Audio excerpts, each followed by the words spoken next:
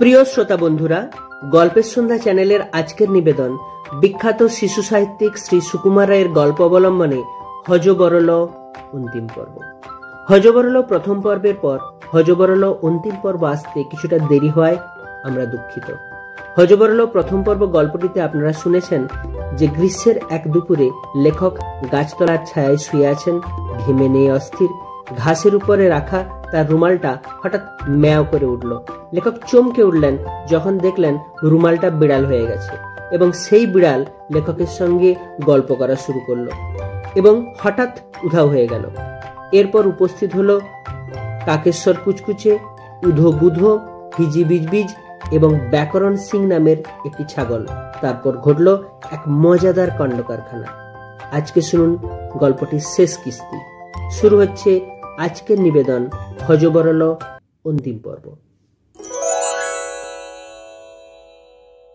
আমি বললাম, এর মধ্যে ওর হাসবার কি হলো? সে বলল, সেই একজন লোক ছিল, সে মাঝে মাঝে এমন ভয়ঙ্কর নাক ডাকতো যে সবাই তার উপর চটা ছিল। একদিন তাদের বাড়ি বাজ পড়েছে আর অমনি সবাই দৌড়ে তাকে দমাদম মারতে লেগেছে। হো হো হো হো। আমি বললাম, যত সব বাজে কথা।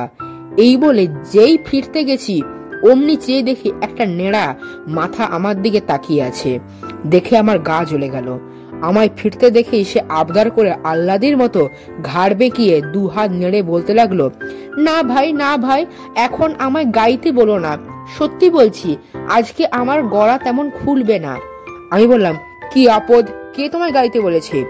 লোকটা এমন বেহায়া, সে তবু আমার কানের কাছে ঘ্যান ঘ্যান করতে লাগলো। রাগ করলে? হ্যাঁ ভাই, রাগ করলে? আচ্ছা, না হয় কয়েকটা গান শুনিয়ে দিচ্ছি। রাগ করবার দরকার কি ভাই? আমি কিছু বলবার আগে ছাগলটা আর হিজবিজবিজটা একসঙ্গে চেঁচিয়ে উঠলো, হ্যাঁ হ্যাঁ হ্যাঁ, গান হোক গান হোক।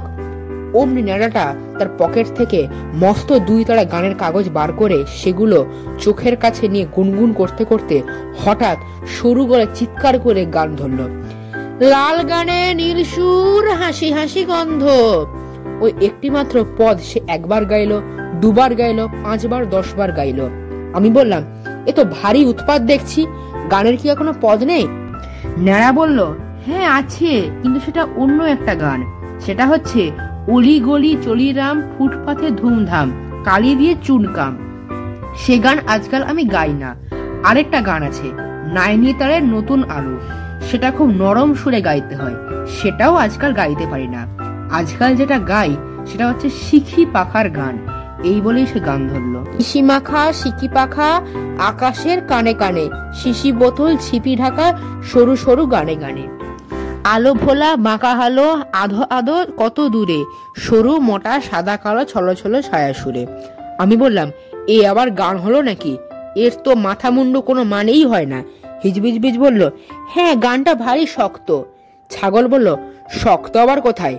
ওই শিশি বোতলের জায়গাটা একটু শক্ত ঠেকলো, তাছাড়া তো শক্ত কিছু পেলাম না। নেড়াটা খুব অভিমান করে বলল, তা তোমরা সহজ গান শুনতে চাও তো সে কথা বললেই হয়, অত কথা শোনাবার দরকার কি? আমি কি আর সহজ গান গাইতে পারি না? এই বলেই সে গান ধরলো, বাদুর বলে ওরে ও ভাই সজারু, আজকে রাতে দেখবে একটা মজারু। আমি বললাম, মজারু বলে কোনো কথা হয় না। নারা বলল, কেন হবে না? আলবাত হয়, সজারু, কাঙারু, দেবদারু সব হতে পারে, মজারু কেন হবে না? ছাগল বলল, ততক্ষণ গানটা চলুক না, হয় কি না হয় পরে দেখা যাবে। অমনি আবার গান শুরু হলো, বাদুর বলে ওরে ও ভাই সজারু, আজকে রাতে দেখবে একটা মজারু, আজকে হেথায় চামচিকে আর পেঁচারা, আসবে সবাই মরবে ইঁদুর বেচারা, কাঁপবে ভয়ে ব্যাঙগুলো আর ব্যাঙাচি, ঘামতে ঘামবে ফুটবে তাদের ঘামাচি, ছুটবে ছুঁচো লাগবে নাকে কপাটি, দেখবে তখন ছিমবি ছাঙা চপাটি। আমি আবার আপত্তি করতে যাচ্ছিলাম, কিন্তু সামলে গেলাম। গান চলতে লাগলো। সজারু কয়, ঝোপের মাঝে এখনই গিন্নি আমার ঘুম দিয়েছেন দেখনি, জেনে রাখুন পেঁচা এবং পেঁচানি, ভাঙলে সে ঘুম শুনে এদের চেঁচানি, ঠ্যাংরা খোঁচা করবো এদের খুঁচিয়ে, এই কথাটা বলবে তুমি বুঝিয়ে। বাদুর বলে, পেঁচার কুটুম কুটুমি, মানবে না কেউ তোমার এসব ঘুটুমি, ঘুমোয় কে কেউ এমন ভূষো আধারে, গিন্নি তোমার হোতলা এবং হাঁদারে। তুমি দাদা হচ্ছ ক্রমে খ্যাপাটে, চিমনি চাটা ভোপসা মুখ ভ্যাপাটে। গানটারও চলতে গেলে জানি না, কিন্তু এই পর্যন্ত হতে একটা গোলমাল শোনা গেল। তাকিয়ে দেখি আমার আশেপাশে চারদিকে ভিড় জমে গেছে। একটা সজেরু এগিয়ে এসে ফুঁত করে কাঁদছে, আর একটা সামলা পরা কুমির মস্ত একটা বই দিয়ে আস্তে আস্তে তার পিঠ থাবড়াচ্ছে আর ফিসফিস করে বলছে, কেঁদো না, সব ঠিক করে দিচ্ছি। হঠাৎ একটা তকমা আটা পাগড়ি বাঁধা কোলা ব্যাং রুল উঁচিয়ে চিৎকার করে বলে উঠল, মানহানির মকদ্দমা। অমনি কোত্থেকে একটা কালো ঝোল্লা পরা হুতুম পেঁচা এসে সকলের সামনে একটা উঁচু পাথরের উপর চোখ বুজে ঢুলতে লাগলো, আর একটা মস্ত ছুঁচো একটা বিশ্রী নোংরা হাত পাখা দিয়ে তাকে বাতাস করতে লাগলো। পেঁচা একবার ঘোড়া ঘোড়া চোখ করে চারদিকে তাকিয়ে তক্ষুনি আবার চোখ বুজে বলল, নালিশ বাতলাও। বলতেই কুমিরটা অনেক কষ্টে কাঁদো কাঁদো মুখ করে চোখের মধ্যে নখ দিয়ে খিমচিয়ে 5-6 ফোঁটা জল বার করে ফেললো। তারপর সর্দি বসা মোটা গলায় বলতে লাগলো, ধর্মমদ্দার হুজুর, এটা মানহানির মকদ্দমা। সুতরাং প্রথমেই বুঝতে হবে মান কাকে বলে। মান মানে কচু। কচু অতি উপাদেয় জিনিস। কচু অনেক প্রকার, যথা মান কচু, ওল কচু, কান্দা কচু, পানি কচু, শঙ্খ কচু ইত্যাদি। কচু গাছের মূলকে কচু বলে। সুতরাং বিষয়টা একেবারে মূল পর্যন্ত যাওয়া দরকার। এইটুকু বলতেই একটা শিয়াল শ্যামলা মাথায় তড়াক করে লাফিয়ে উঠে বলল, হুজুর, কচু অতি অসার জিনিস। কচু খেলে গলা কুটকুট করে। কচু পোড়া খাও বললে মানুষের চটে যায়। কচু খায় কারা? কচু খায় শুয়োর আর সজারু। ওয়াক্থু। সজারুটা আবার ফ্যাঁত ফ্যাঁত করে কাঁদতে যাচ্ছিল, কিন্তু কুমির সেই প্রকাণ্ড বই দিয়ে তার মাথায় এক থাবড়া মেরে জিজ্ঞাসা করলো, দলিলপত্র সাক্ষী সাবুত কিছু আছে? সজারু নাড়ার দিকে তাকিয়ে বলল, ওই তো ওর হাতে সব দলিল রয়েছে। বলতেই কুমিরটা নাড়ার কাছ থেকে এক তাড়া গানের কাগজ কেড়ে নিয়ে হঠাৎ এক জায়গা থেকে পড়তে লাগলো, একের পিঠে 2, চৌকি চেপে শুই, পোটলা বেঁধে খুই, গোলাপ চাপা জুই, ইলিশ মাগুর রুই, হিঞ্চে পালং পুই, শান বাঁধানো ভুই, গোবর জলে ধুই, কাঁদিস কেন তুই? সজারু বলল, আহা ওটা কেন, ওটা তো নয়। কুমির বলল, তাই নাকি? আচ্ছা দাঁড়াও। এই বলে সে আবার একখানা কাগজ নিয়ে পড়তে লাগলো, চাঁদনি রাতের পেতনি পিসি সজনে তলায় খোঁজ না রে, থ্যাতলা মাথা হ্যাংলা শেথা হাড় কচাকচ ভোজ মারে, চালতা গাছে আলতা পরা নাক ঝরানো শাকচুনি, মাকড়ি নেড়ে হাঁকড়ে বলে, আমার তো কেউ ডাকছনি, মুন্ডু ঝোলা উল্টো বুড়ি ঝুলছে দেখো চুল খুলে, বলছে দুলে মিনসে গুলোর মাংস খাবো তুলতুলে। সজরু বলল, দূর ছাই, কি যে পড়ছে তার নেই ঠিক। কুমির বলল, তাহলে কোনটা? এইটা? দই দম্বল, কম্বল, কাঁথা কম্বল করে সম্বল বোকা ভম্বল, এটাও নয়? আচ্ছা তাহলে দাঁড়াও দেখছি। নিঝুম নিশুত রাতে একা শুয়ে তেতালাতে খালি খালি খিদে পায় কেন রে? কি বললে? ওসব নয়, তোমার গিন্নির নামে কবিতা? তা সে কথা আগে বললেই হতো। এই তো রামভজনের গিন্নিটা, বাপ রে যেন সিংহিটা, বাসন নাড়ে ঝনাঝন, কাপড় কাছে দমাদ্দম, এটাও মিলছে না।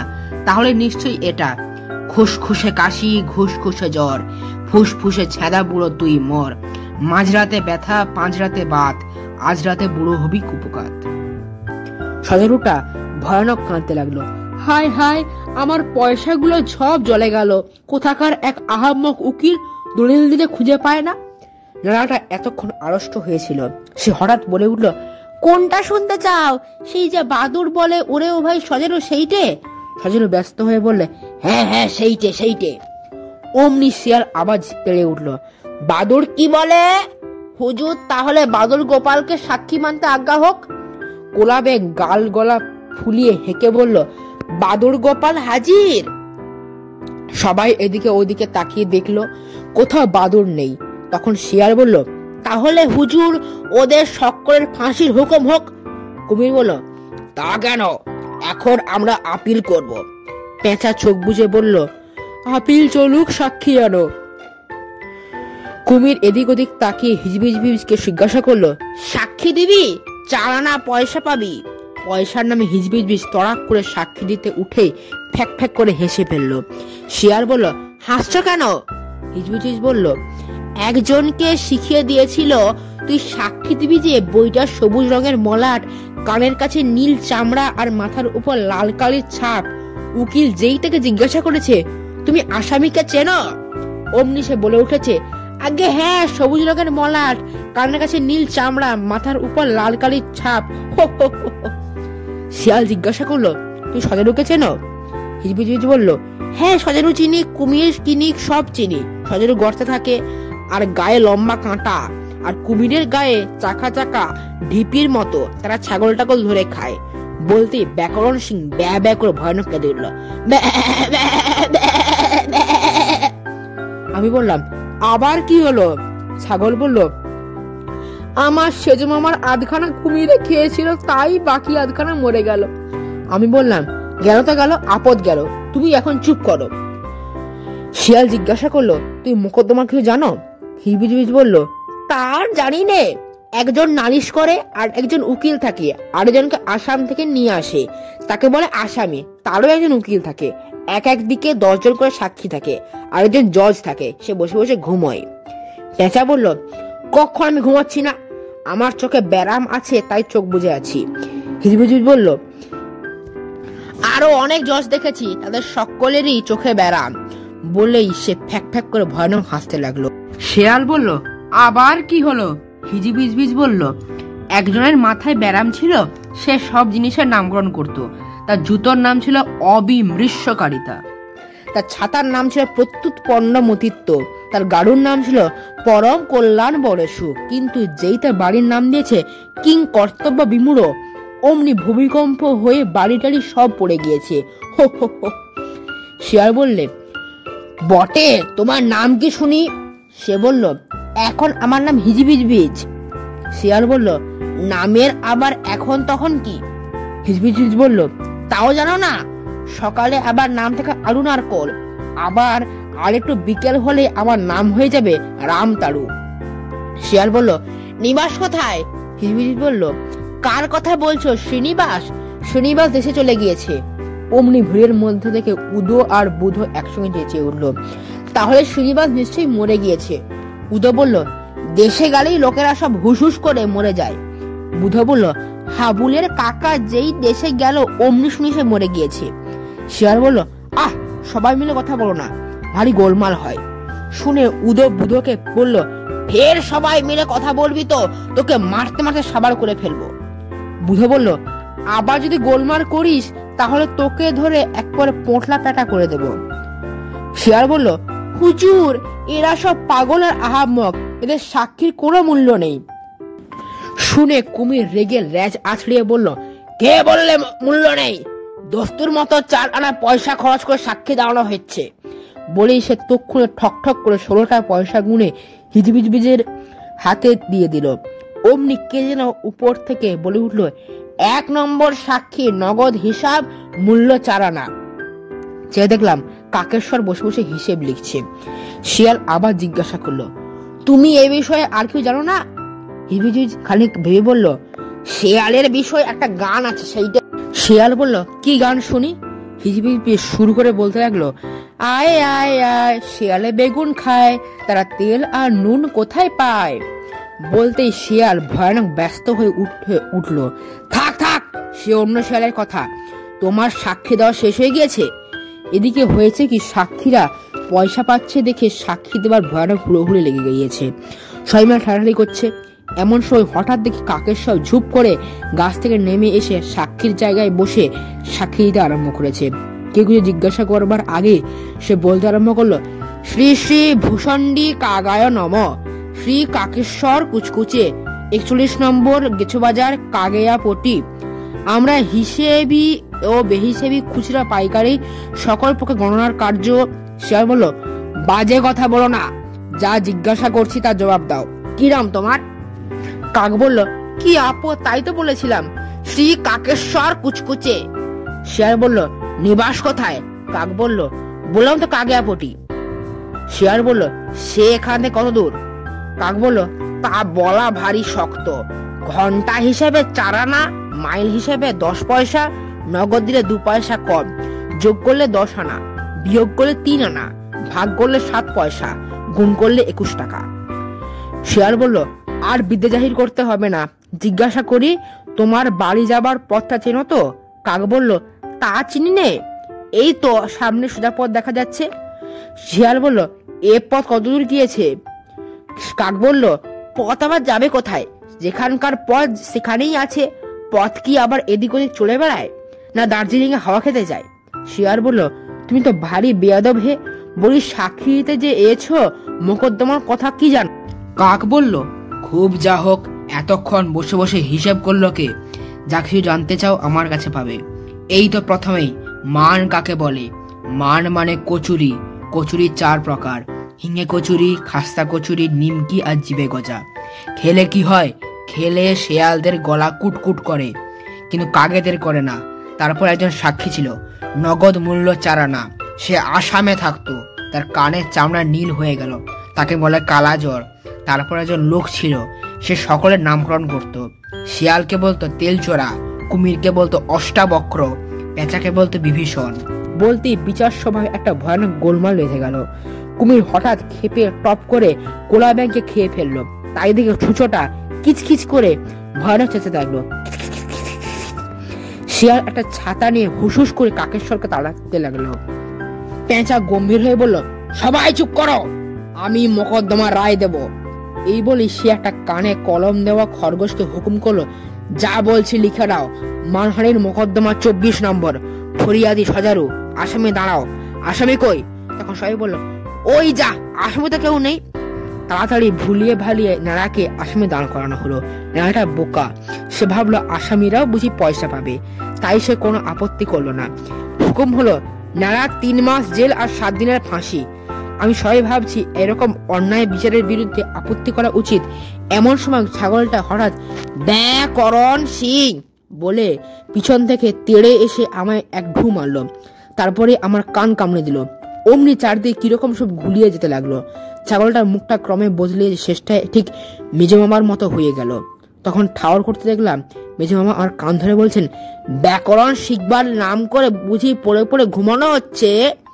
আমি তো অবাক। প্রথমে ভাবলুম বুঝি এতক্ষণ স্বপ্ন দেখছিলাম, কিন্তু তোমরা বললে বিশ্বাস করবে না। আমার রুমালটা খুঁজতে গিয়ে দেখি কোথাও রুমাল নেই, আর একটা বিড়াল বেড়ার উপর বসে বসে গোঁফতা দিচ্ছিল। তাকে হঠাৎ আমাকে দেখতে পেয়ে খচমচ করে নেমে পালিয়ে গেল। আর ঠিক সেই সময় বাগানের পিছন থেকে একটা ছাগল ব্যা করে উঠল। আমি বড় মামার কাছে এসব কথা বলেছিলাম, কিন্তু বড় মামা বললেন, যা যা, কতগুলো বাজে স্বপ্ন দেখে তাই নিয়ে গল্প করতে এসেছে। মানুষের বয়স হলে এমন হোঁতকা হয়ে যায়, কিছুতেই কোনো কথা বিশ্বাস করতে চায় না। তোমাদের কিনা এখনো বেশি বয়স হয়নি, তাই তোমাদের কাছে ভরসা করে এসব কথা বললাম। এতক্ষণ শুনছিলেন বিখ্যাত শিশু সাহিত্যিক সুকুমার রায়ের লেখা গল্পের সন্ধ্যা চ্যানেলের আজকের নিবেদন হযবরল অন্তিম পর্ব। গল্পটি ভালো লাগলে অবশ্যই লাইক, কমেন্ট, শেয়ার করবেন। চ্যানেলটি সাবস্ক্রাইব করতে ভুলবেন না। আবার আমরা হাজির হব আরো একটি দুর্দান্ত গল্প নিয়ে। আজকের মতো বিদায়। ভালো থাকুন, সুস্থ থাকুন, আমাদের চ্যানেলের সঙ্গে জুড়ে থাকুন। ধন্যবাদ।